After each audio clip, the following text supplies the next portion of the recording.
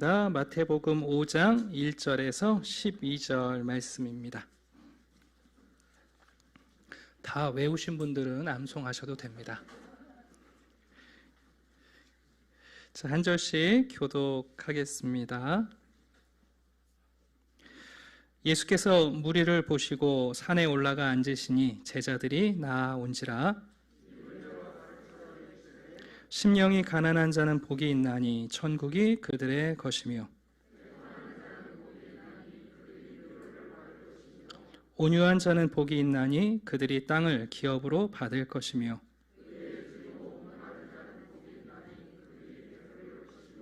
긍휼히 여기는 자는 복이 있나니 그들이 긍휼히 여김을 받을 것이며,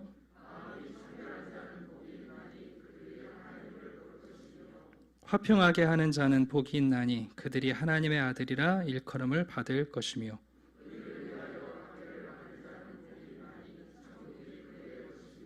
나로 말미암아 너희를 욕하고 박해하고 거짓으로 너희를 거슬러 모든 악한 말을 할 때에는 너희에게 복이 있나니 기뻐하고 즐거워하라.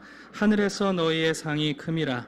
너희 전에 있던 선지자들도 이같이 박해하였느니라. 아멘.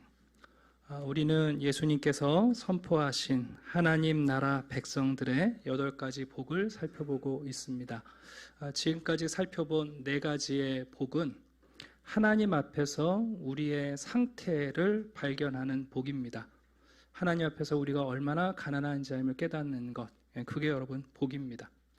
또 그런가 하면 우리의 죄로 인하여 우리가 애통할 때 여러분 그 죄를 용서하시는 하나님의 위로야말로 참된 위로가 됩니다.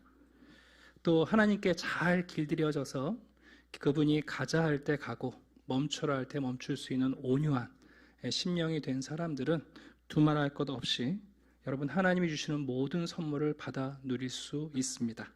그리고 우리는 지난주에 의에 줄이고 목마른 자의 모습을 살펴봤습니다. 하나님의 뜻이 이루어지기를 원하고 내가 하나님의 뜻을 행하기를 원하고 그리고 하나님의 뜻이 이루어지는 세상을 간절히 보기를 원하는 굶주림, 그런 줄이고 목마른 사람, 그들은 하나님께서 하나님의 뜻을 이루실 때에 정말 포만감을 누리게 될 겁니다. 이제 오늘부터 우리가 살펴볼 4가지의 복은 하나님 앞에서의 상태가 아니라 우리가 세상을 살아갈 때 어쩌면 우리가 행하는 실천적 복에 해당됩니다. 이제 그 중에 첫 번째가 뭐냐면 긍휼히 여기는 자. 긍휼히 여기는 자가 복이 있다고 예수님께서 가르쳐 주고 계십니다. 긍휼이란 단어가 무슨 의미일까요? 우리가 사랑도 알고 자비도 알고 동정도 아는데 이 긍휼이란 단어가 가지고 있는 성경적인 의미는 뭘까? 예수님께서 이제 우리 신약 성경이 헬라어입니다만은 예수님께서는 실제로 아람어로 말을 하셨거든요. 그리고 신앙적 교육을 하실 때는 히브리 말을 쓰신 것으로 우리가 추측해요. 그러니까 예수님께서 말씀하신 긍휼은 적어도 이제 구약적 배경을 가진 언어라고 이해할 수 있는데요. 구약 성경에서는 긍휼이란 단어가 크게 2가지 단어가 쓰입니다. 첫 번째는 이제 라하밈이라는 단어인데요. 이것은 누군가를 품는다 그런 의미예요. 조금 더 쉽게 말씀드리면 형제가 형제를 품고 부모가 자녀를 품는 누군가를 가족으로 받아들이는 것을 표현할 때 이 단어, 긍휼이라는 단어를 썼어요. 그러니까 긍휼을 입는다라는 것은 사실 내가 가족이 아닌데 가족의 자리로 가족의 위치로 이전되는 것을 얘기합니다. 품어준다 그런 뜻입니다. 또 하나의 단어는 헤세드라는 단어입니다. 물론 헤세드라는 단어는 사랑이라고 번역되기도 하는데 특별히 이 헤세드가 긍휼이라는 단어로 번역될 때는 언약적 사랑을 넘어서 좀 쉽게 말씀드리면 그에게 밥그릇이 생기는 것을 의미합니다. 이게 지금 무슨 얘기인가? 뭐 서울에서 또 여러분처럼 이제 아파트에 주로 사시는 분들은 그런 경험을 하기가 좀 어려운데 저희 처가댁도 시골에 있다 보니까 들고양이들이 가끔 집에 들어옵니다. 여러분이 한번 상상을 해보시겠어요? 어느 날 밥 먹는데 낯선 도둑고양이, 들고양이가 와서 야옹야옹 하겠죠. 가만히 보니까 삐쩍 말라가지고 불쌍해 보이잖아요. 그러니까 먹을 거 하나 이렇게 집어 던져주면 물고 도망갑니다. 근데 여러분, 언제부턴가 그 고양이가 종종 나타나는 거예요. 그러면 이제 어머니들이 무슨 일을 하시냐 하면 어느 순간 밥그릇을 하나 구별해서 그 고양이 밥그릇으로 쓰이기 시작합니다. 여러분, 그 밥그릇이 하나 생기는 게 긍휼입니다. 오늘날 우리 젊은이들이 직장을 못 구해서 안타까운 시간을 보내는 경우가 많아요. 또 정직원이 되는 거, 그렇게 애쓰고 수고하고 또 시험 보고 해도 잘 안 되거든요, 여러분. 그러다 어느 날 이제 그 자기 자리를 마주하게 되면 내 노력으로 얻었다 이런 생각이 아니라 정말 고맙죠. 감사합니다. 마치 여러분, 이 들고양이가 어느 순간부턴가 주인의 기억에 들어오고 주인이 그 고양이가 생각이 나고, 그래서 그 고양이를 위하여 밥그릇 하나를 내어놓는 것, 이제 그게 헤세드예요. 그러면 뭐가 되는 거예요? 가족이 되는 거예요. 고양이가 안 나타나도 밥그릇을 안 치우지요. 언젠가 또 올 걸 알고. 여러분, 그게 헤세드의 사랑이에요. 뭐 언약이라는 게 특별한 게 아니에요. 이건 제가 하는 말이 아니라 로마서 9장을 보면 바울이 이렇게 적고 있습니다. 영광 받기로 예비하신 바 긍휼의 그릇에 대하여 그 영광의 풍성함을 알게 하고자 하셨을지라도 무슨 말을 하리요?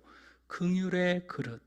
이게 무슨 얘기냐면, 유대인들은 하나님 나라에는 유대인들만을 위한 밥그릇이 있다고 생각했던 거예요. 유대인들만 그 식탁에 앉을 수 있고 유대인들을 위해서만 그릇이 준비되어 있다고 생각한 건데, 바울이 말하는 거죠. 아니다. 하나님께서 자기의 영광을 나눠주시기 위하여 이방인들에게도 긍휼의 그릇을 준비해 주신다. 그게 여러분 긍휼이에요. 최근에 성경은 이 긍휼의 그릇이란 말을 이해하기 어려우니까 자비의 대상이라고 번역했는데, 사실은 긍휼의 그릇이라는 이 표현이 훨씬 풍성한 개념을 갖고 있어요. 어떻게 여러분들 한샘교회에 밥그릇 하나씩 갖고 계십니까? 여러분, 하나님 나라에 여러분들을 위한 밥그릇, 숟가락, 젓가락 하나 준비된 것 같습니까? 네, 그게 여러분 긍휼입니다. 우리가 자격이 없지만 하나님의 관대함과 또 우리를 향한 용서와 우리를 위한 동정을 통해서 그 긍휼을 우리가 입은 사람들입니다. 자, 그런데 오늘 본문에서 예수님께서는 우리가 받은 그 긍휼을 받는 것, 입는 것에서 끝나지 않고 우리가 다른 사람에게 긍휼히 여기는 것, 누군가를 긍휼히 여겨주는 것, 여러분, 그 사람이 복이 있다고 말씀합니다. 여러분, 이 긍휼이라는 성품이 왜 이렇게 중요한가? 긍휼을 실천하는 게 왜 이렇게 중요한가? 사실은 성경에서 말하는 자비나 겸손이나 온유나 오래 참음, 이 모든 성품보다 가장 앞선 첫걸음의 성품이 긍휼이기 때문에 그렇습니다. 골로새서 3장입니다.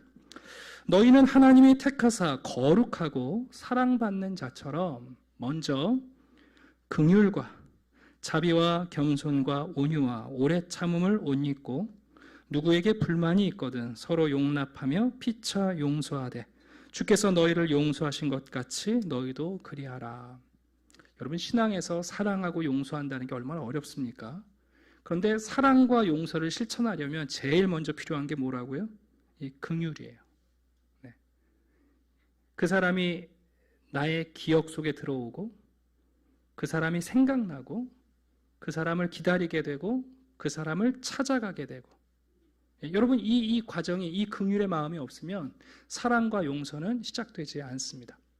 또한 성경을 보게 되면 긍휼이라는 이 실천이 왜 이렇게 중요한가? 하나님께서 우리가 예배를 드리는 이 종교적 제사보다 우리의 일상 가운데 우리가 실천하는 이 긍휼을 더 크게 찾으신다고 예수님이 말씀합니다. 너희는 가서 내가 긍휼을 원하고 제사를 원하지 아니하노라 하신 뜻이 무엇인지 배우라. 여러분, 하나님은 우리가 종교적 제의, 종교적 헌신, 제물을 들고 오는 것보다 우리의 일상 가운데서 우리가 정말 누군가에게 긍휼을 베풀고 있는지 그것을 하나님이 찾으신다는 뜻입니다. 얼마나 여러분 긍휼이 중요합니까? 최영삼 목사님께서 마태복음 설교집을 쓰시고 그 제목을 긍휼의 목자 예수라고 적으셨어요. 그러니까 이 목사님은 마태복음 전체에서 예수님의 어떤 모습을 가장 강하게 발견하셨냐 하면 긍휼의 목자, 이렇게 예수님을 발견한 거예요. 한번 들어보시겠어요? 긍휼은 하나님 나라 백성의 가장 중심적인 특징입니다. 긍휼을 입음으로 하나님의 백성이 되고 긍휼의 법을 따라 그 나라를 영위합니다. 긍휼을 기억할 때 우리는 가난한 심령을 유지할 수 있으며 긍휼을 기억할 때 애통하며 의에 줄인 사람이 거칠어지는 것이 아니라 온유한 사람이 될 수 있습니다. 긍휼 때문입니다. 의에 줄이고 목마른 자는 정의의 칼을 휘두르는 사람이 아니라 긍휼을 베푸는 자입니다. 하나님은 긍휼이 바탕되지 않는 정의를 거부하시고 긍휼이 바탕이 되지 않은 율법을 거부하시고 긍휼이 바탕이 되지 않는 종교를 거절하십니다. 참 정말 정확한 표현인 것 같아요. 하나님은 긍휼 없이 정의의 카드를 휘두르는 의가 아니라 여러분 긍휼은 전혀 없는 율법이 아니고 긍휼이 없는 종교를 우리에게 전하고 싶어 하시지 않습니다. 참 감사한 것은 우리가 긍휼을 실천할 수 있는 비밀이 어디 있는가? 우리가 하나님의 긍휼을 입은 자라는 거예요. 먼저 하나님이 우리에게 긍휼을 베풀어 주셨어요. 여러분 긍휼에 3단계가 있다는 거 아십니까? 긍휼의 첫 번째 단계는 뭐냐면 아까 잠깐 설명한 것처럼 그 사람이 기억나고 자꾸만 생각나고 그 사람을 찾아가기도 하고 기다리기도 하고 그래서 그 사람을 품는 것, 그게 여러분 긍휼의 첫 번째 단계입니다. 마치 들고양이가 어느 순간 나의 기억에 들어오고 그 고양이를 위하여 밥그릇을 하나 준비하며 품는 것처럼 긍휼의 첫 번째 단계는 우리가 누군가를 기억하는 겁니다. 느헤미야가 자기 민족을 위해 여러분 간절히 기도할 때 뭐라고 기도했는지 한번 들어보시겠어요? 주께서는 용서하시는 하나님이시라 은혜로우시며 긍휼히 여기시며 더디 노하시며 인자가 풍부하심으로 그들을 버리지 아니하셨나이다. 느헤미야가 얘기해요. 하나님이 우리를 기억하시고 우리를 찾아오시고 우리를 품으시는 긍휼의 하나님이 아닙니까? 지금도 우리를 기억하시지 않습니까? 하고 하나님의 긍휼함에 의지해서 기도합니다. 여러분 마리아는 자기를 통하여 이 땅에 메시아가 오셨다는 사실을 발견하고 찬양을 할 때 이렇게 찬양합니다. 그 종 이스라엘을 도우사 긍휼히 여기시고 기억하셨도다. 하나님이 우리를 찾아오시는 것 바로 그 긍휼히 여기셨다는 그 고백을 드리고 있습니다. 여러분들 긍휼이라는 것은 그 첫 번째 단계에서 멈추지 않습니다. 그것은 피상적인 긍휼일 수 있어요. 이런 긍휼은 가끔 우리가 실천하기도 해요. 동정, 불쌍히 여기는 것. 여러분 긍휼의 두 번째 단계는 그 사람이 당하고 있는 고통을 완화해 주기 위해서 어떤 노력을 하기 시작하는 거예요. 그렇지 않겠습니까? 그저 그 사람을 기억하고 그 사람을 생각하고 품는 게 아니라 그 사람이 지금 힘들어하고 고통 중에 있다면 그걸 좀 내가 덜어줘야겠다. 내가 짐을 좀 치워줘야겠다. 여러분 그 실천이 시작되는 게 긍휼의 두 번째 단계입니다. 예수님께서 이 땅에 오셔서 정말 긍휼의 목자이신 예수님이 여러분 무엇을 하십니까? 질병에 매여 있는 사람 38년 동안 12년 동안 40년 동안 여러분 질병에 매여 있는 사람들 그들의 고통을 아시고 그 고통에서 그들을 완화시켜 주시지 않습니까? 귀신에 들린 사람, 불로 뛰어들고 물로 뛰어드는 사람, 그 귀신을 쫓아내 주셔서 그를 자유케 하시지 않습니까?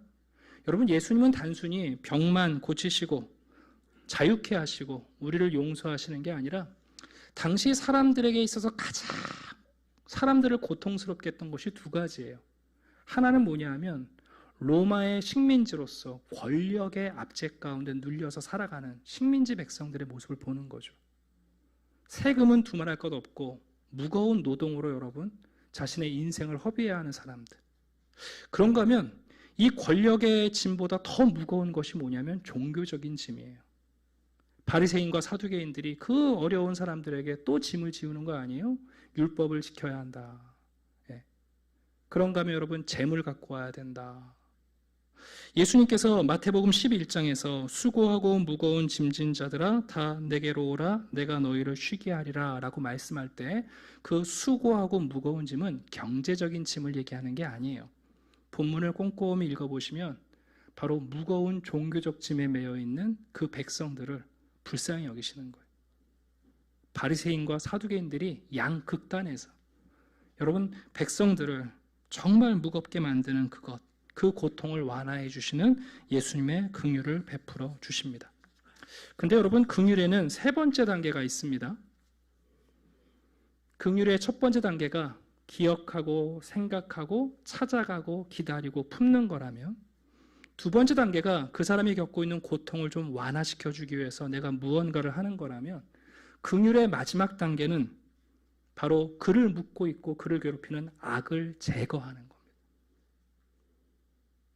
단순히 찌찌찌 하면서 평생 품어주는 게 아니고 힘들 때마다 짐을 들어주는 게 아니라 그를 묻고 있는 악을 제거하는 것이야말로 여러분 참된 그리고 깊은 풍성한 긍휼의 행위입니다. 그런 면에서 하나님이야말로 여러분 진짜 긍휼에 풍성하신 분이십니다. 에베소 2장입니다. 긍휼이 풍성하신 하나님이 우리를 사랑하사 그 큰 사랑을 인하여 허물로 죽은 우리를 그리스도와 함께 살리셨다. 예수님은 십자가에서 우리를 묶고 있는 가장 그 강력한 악인 사단, 죄, 그리고 사망으로부터 우리를 자유케 하셨습니다. 그래서 여러분 예수님이 긍휼의 목자이십니다. 그분은 단순히 우리를 생각해 주시고 동정해 주시고 우리를 그냥 품어서 토닥토닥 해주시는 분이 아닙니다. 고작 내가 지금 힘든 질병과 어떤 눌림과 정치적인 종교적인 굴레에 매여 있는 것에서 해방시키는 정도가 아니라 영구적으로 여러분 우리에게 무거운 중압감을 주고 있는 사단과 죄와 사망에서 우리를 건지시는 분입니다. 바나우스 목사님이 이렇게 선포하시는데요. 예수 그리스도께서 십자가에서 죽으셨을 때 인간을 구원하기 위한 하나님의 모든 행동은 예언의 영역을 벗어나 역사적 사실이 되었습니다. 하나님이 우리를 긍휼히 여기신 것입니다. 하나님이 우리를 향하여 은혜의 자리에서 행동을 보여주실 수 있는 이유는 하나님께서 우리에게 이미 긍휼을 완전히 베푸셨기 때문입니다. 이제 긍휼의 샘이 터졌고 샘에서 물이 풍성하게 흘러나오기 시작합니다. 좀 쉽게 말씀드리면 긍휼이란 단어는 하나님의 은혜의 구체적 행동을 말합니다. 여러분 하나님 나라의 백성들은 어떤 사람입니까? 이 하나님의 놀라운 긍휼을 입은 사람들입니다. 하나님이 우리를 기억하시고 생각하시고 찾아오시고 기다리시고 우리를 품으시고 우리가 겪는 모든 고통에 체휼하시며 우리의 그 고통을 예수님께서 짐을 벗겨주시고 사실은 우리가 부정하고 싶지만 우리를 정말 누르고 있는 죄와 사망과 사단으로부터 우리를 자유케 하신 참된 긍휼의 주님이십니다. 여러분 그 샘이 터졌습니다. 예수님의 제자 하나님의 백성인 우리들은 바로 이 긍휼을 실천할 수 있는 사람들입니다. 행동화된 은혜. 여러분 이 긍휼을 통하여 우리가 받은 도움을 또 누군가에게 흘려보내는 이 가장 탁월한 긍휼의 행동, 이것이 하나님 나라의 백성이 세상에 타인들에게 베풀어야 할 첫 번째 복의 태도, 실천이라고 우리에게 선포하고 계십니다. 어떻게 여러분들도 그런 긍휼을 입으신 분으로 많이 긍휼을 베풀고 계시지요? 네. 긍휼이 나타나는 순간 우리는 그 현장에서 하나님의 사랑을 발견합니다. 그래서 우리는 우리에게 있는 재물이든 시간이든 어떤 재능이든 기회이든 내가 가진 모든 것을 통하여 하나님의 긍휼을 흘려보낼 수 있도록 우리의 마음과 우리의 삶의 실천을 감당합니다. 근데 참 이상한 건 뭐냐 하면 우리가 분명히 긍휼을 입은 사람들인데 하나님께 밥그릇을 얻은 사람들인데 남에게 밥그릇을 주기보다는 남의 밥그릇을 뺏는 데 익숙해요. 조지 손더슨이라는 소설가가 있는데요. 그분이 긍휼의 양면성에 대해서 매우 날카롭게 글을 남겨놓으셨어요. 우리는 스스로 원하는 만큼 긍휼을 베푼 일이 없으면서도 우리에게 자비를 베풀지 않는 사람을 보면 무엇보다 크게 분노한다. 여러분, 우리가 다 긍휼을 입고 싶은 마음이 있잖아요. 스스로 원하는 정도의 긍휼을 베풀지 않으면서 누군가가 나에게 그런 호의나 친절이나 긍휼을 베풀지 않으면 분노한다는 거예요. 우리는 긍휼의 사람이 되고 싶지 않으면서도 또한 친절한 사람들과 함께 있고 싶어 한다. 네, 긍휼의 양면성입니다. 하나님이 오늘도 악인과 선인을 구별하시지 않고 끊임없이 우리에게 긍휼을 베풀고 계시지 않습니까? 근데 왜 우리는 이렇게 남의 밥그릇을 뺏는 걸 좋아할까요? 네. 제가 좀 재미있는 앙증맞은 이야기를 하나 해드리려고 하는데 그 마치다 준이라는 일본 작가가 얀 이야기라는 우화 소설집을 쓴 적이 있습니다. 제가 이야기를 잠깐 해드리면 이 소설의 배경은 러시아입니다. 우리가 흔히 러시아 그러면 뭐 혁명 뭐 이런 생각하지만 그게 아니라 그냥 말 그대로 그냥 러시아입니다. 네. 여기에 사는 한 고양이가 있는데 그 고양이 이름이 얀입니다. 이 얀이라는 고양이가 혼자 지내고 있을 때 어느 날 민물고기예요. 물고기 이름은 카와카마스라는 물고기가 이 얀의 집에 찾아옵니다. 똑똑. 그리고는 우리처럼 아마 다음 날이 명절인가 봐요. 명절에 필요하다고 혹시 소금과 버터를 좀 빌려줄 수 있냐고 부탁합니다. 그래서 얀이라는 고양이가 카와카마스 민물고기에게 그냥 뭐 이야기니까 그냥 들으시면 돼요. 네. 소금과 버터를 빌려줍니다. 자, 그 다음 날도 카와카마스가 얀을 찾아와서 내일도 잔치가 있는데 거기에 넣을 식재료를 구하러 옵니다. 얀이 또 빌려줍니다. 그 다음 날도 카와카마스가 얀에게 와서 내일은 무슨 잔치가 있는데 필요한 뭐를 좀 빌릴 수 있냐고 부탁하고 얀은 기꺼이 빌려줍니다. 매일 찾아옵니다. 어떨 때는 3개월 동안 나타나지 않다가 또 나타나서 내일 중요한 행사가 있는데 빌려줄 수 없느냐. 이쯤 되면 슬슬 짜증이 나지 않습니까? 고양이가 민물고기 하나쯤 잡아먹어버리지 이런 생각이 좀 듭니다. 여러분, 우리가 주목해야 할 것은 이 고양이 얀의 태도입니다. 얀은 소중한 것을 다 빌려주면서 돌려받을 수 없다는 것을 압니다. 그러나 얀은 계속해서 카와카마스에게 여러분 끊임없이 무언가를 빌려줍니다. 이 이야기가 이렇게 끝나다가 제일 마지막에 작가가 이렇게 결론을 내리고 있습니다.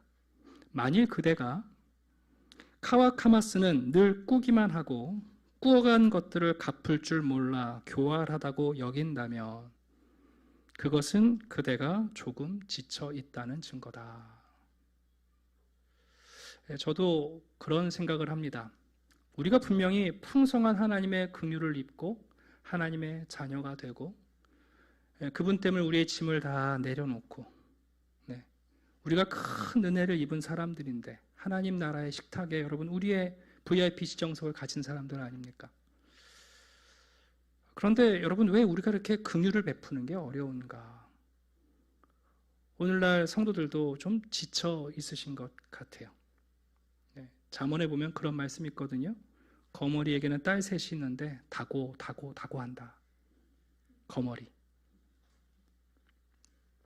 그런데 여러분 하나님은 우리에게 긍휼을 베푸시는데 결코 지치지 않으십니다. 마태복음 5장에서 예수님은 이렇게 말씀하십니다. 나는 너희에게 이르노니 너희 원수를 사랑하며 너희를 박해하는 자를 위하여 기도하라. 이같이 한즉 하늘에 계신 너희 아버지의 아들이 되리니 이는 하나님이 그 해를 악인과 선인에게 비추시며 비를 의로운 자와 불의한 자에게 내려 주심이라. 여러분, 예수님의 제자들은 정말 긍휼을 베푸는 자들입니다. 이런 긍휼을 실천하는 사람들은 하나님이 나보다 더 긍휼이 많으신 분인 줄 알기 때문에 결국 마지막 심판 때 결정적 긍휼의 대상으로 하나님을 만날 것을 믿을 수 있습니다. 예수님은 이렇게 말씀하십니다. 긍휼히 여기는 자 복이 있다. 그들이 긍휼히 여김을 받을 것이다. 이 얘기는 인과응보적 보상을 말씀하는 게 아니에요. 너희가 긍휼히 여기면 하나님이 긍휼히 여겨주신다. 이 얘기를 지금 하고 있는 게 아니에요. 순서가 중요해요. 우리가 하나님의 긍휼을 입은 자이기 때문에, 그 하나님의 긍휼을 믿기 때문에 우리가 누군가에게 긍휼을 베풀 때 이 나의 긍휼의 기준이 결국 나중에 내가 하나님 앞에 심판받을 때에 그 기준으로 내가 하나님의 긍휼의 대상이 된다는 것을 우리에게 선포하고 있어요. 여러분, 긍휼을 안다는 것, 긍휼을 베푼다는 것, 이거 정말 귀한 일이에요. 근데 아까도 잠깐 말씀드린 것처럼 우리는 이제 종종 지쳐요. 마태복음 18장을 보시게 되면 이 긍휼에 대해 매우 중요한 이야기를 예수님이 하고 계세요. 베드로가 예수님한테 와서 질문을 하죠. 예수님, 제가 형제를 몇 번이나 용서하면 되겠습니까? 다시 말하면 형제에게 몇 번이나 제가 긍휼을 베풀면 되겠습니까? 그러면서 얘기하죠. 7번이면 충분하지 않을까요? 그랬더니 예수님께서 7번씩 70번이라도 해야 한다. 그럼 우리 벌써 수학을 다 잘하시기 때문에 77에 490번 이제 카운트 시작하는데, 그게 아니라 예수님이 이렇게 말씀하신 이유는 7번씩 70번이라는 얘기는 끝이 없다는 얘기죠. 끝까지 용서하라는 뜻이에요. 그러시면서 갑자기 이런 이야기를 들려주세요. 어떤 임금이 결산할 때가 돼서 종들을 불러갖고 결산하는데 한 종이 그 임금에게 여러분 1만 달란트 빚을 졌다는 거예요. 1만 달란트가 얼마나 큰 금액인가, 나름 다 계산법이 다르긴 한데요. 대략 24조에서 30조입니다. 혹시 여러분들 가운데 평생 죽어라 일하셔서 갚으실 분 계신가요? 일론 머스크는 가능할지 모르겠어요. 근데 여러분, 이 임금이 처음에는요 이렇게 명해요. 네 몸, 아내, 자식들 모든 소유를 팔아서 갚아라. 여러분, 그랬더니 이 종이 엎드려서 참아주십시오 하고 불쌍히 보여요. 그래서 여러분, 임금이 어떻게 했습니까? 불쌍히 여겨 놓아 보내며 그 빚을 탕감해 주었습니다. 놀라운 일입니다. 여러분, 놀라운 일입니다. 근데 그 종이 나가서 한 동료를 만나는데 그 동료는 그 종에게 100데나리온을 빚진 사람입니다. 한 데나리온이 하루의 일당이니까 우리 식으로 말하면 약 3개월치, 한 1,000만 원쯤 되는 금액이겠죠. 그 빚진 사람을 여러분 잡아다가 빚을 갚으라고 멱살을 붙잡고 감옥에 가두었습니다. 이것을 지켜본 다른 동료들이 임금에게 가서 이 안타까운 이야기를 전합니다. 여러분, 임금이 어떻게 했습니까? 화가 났습니다. 종을 불러다가 이렇게 말합니다. 내가 빌기에 내가 내 빚을 전부 탕감하여 주었거늘 내가 너를 불쌍히 여김같이 너도 내 동료를 불쌍히 여김이 마땅하지 아니하냐. 여러분, 이게 무슨 얘기입니까? 임금님은 자기의 긍휼의 기준으로 1만 달란트를 탕감해 주었어요.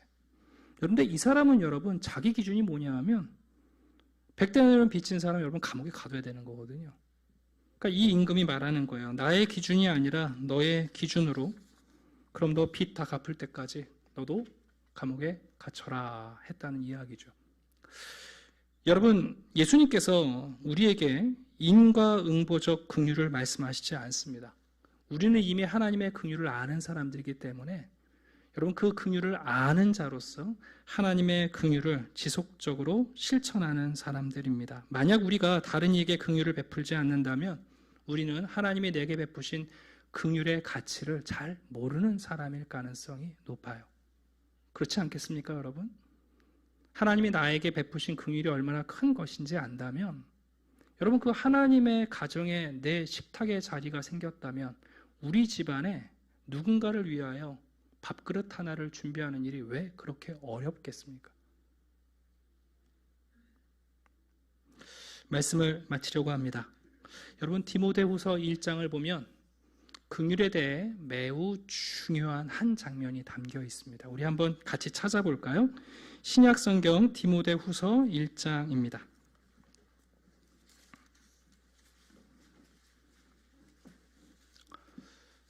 15절부터 19절까지를 보려고 하는데요. 제가 잠깐 배경 이야기를 해드릴게요.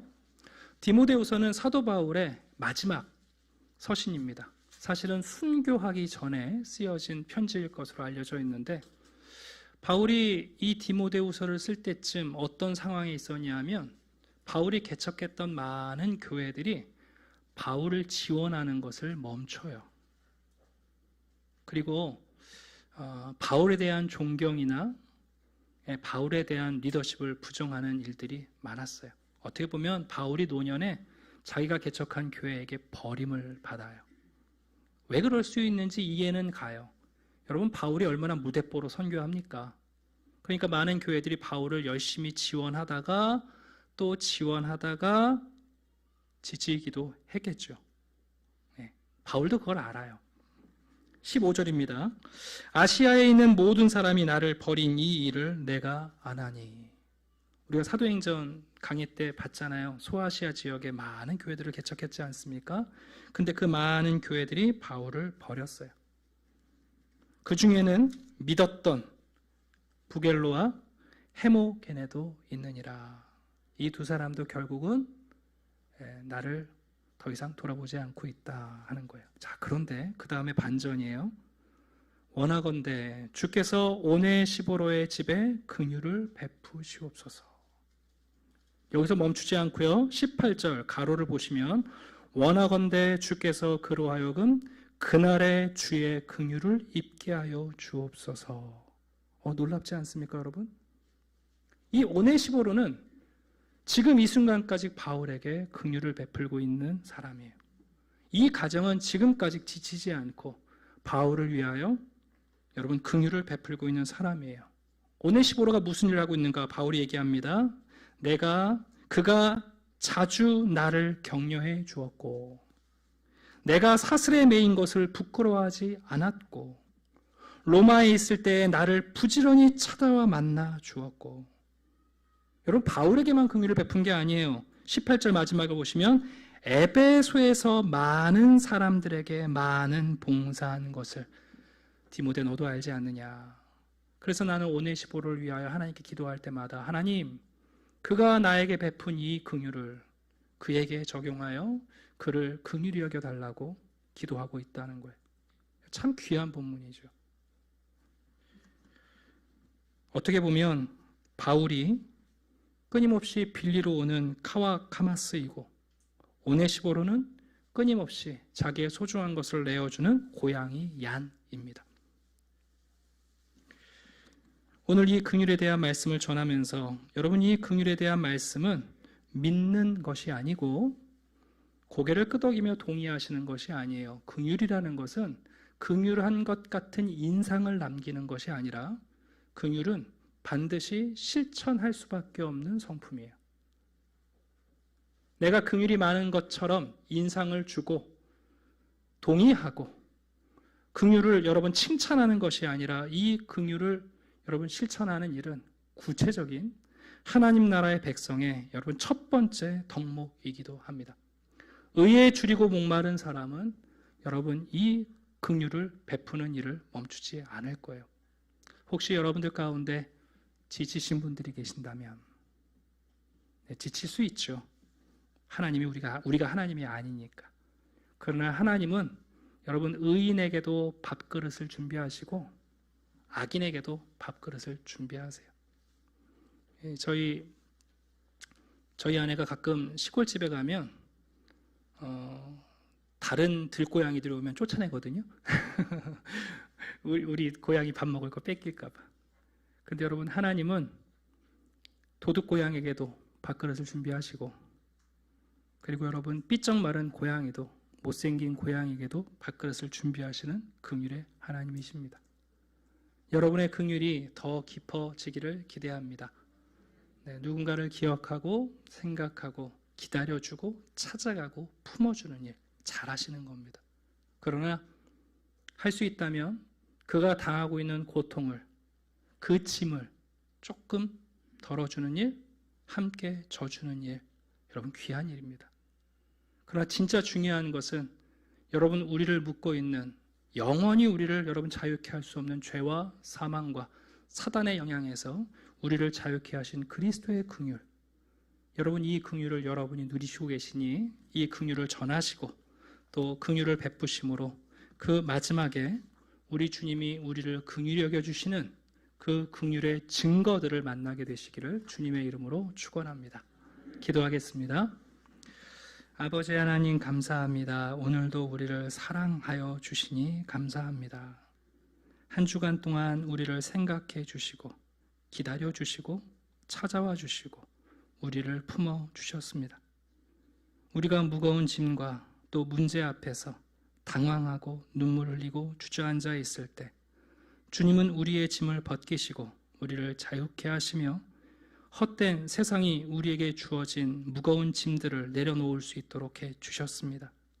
그리스도의 십자가에서 죄와 죽음과 사단으로부터 하나님 우리에게 하나님 나라의 식탁을 마련해 주신 주님, 이 긍휼의 샘이 터졌사오니 우리를 통하여 세상의 긍휼이 흘러가게 도와주시옵소서. 우리가 받은 긍휼을 알게 하시고 지치지 않게 하시고 하나님 우리에게 이 긍휼의 실천자가 되어 우리가 실행하는 긍휼의 기준으로 장차 주님 앞에 설 때에 우리가 이 긍휼의 사람이었음을 증거할 수 있도록 도와주시옵소서. 감사드리며 예수 그리스도 이름으로 기도드립니다. 아멘.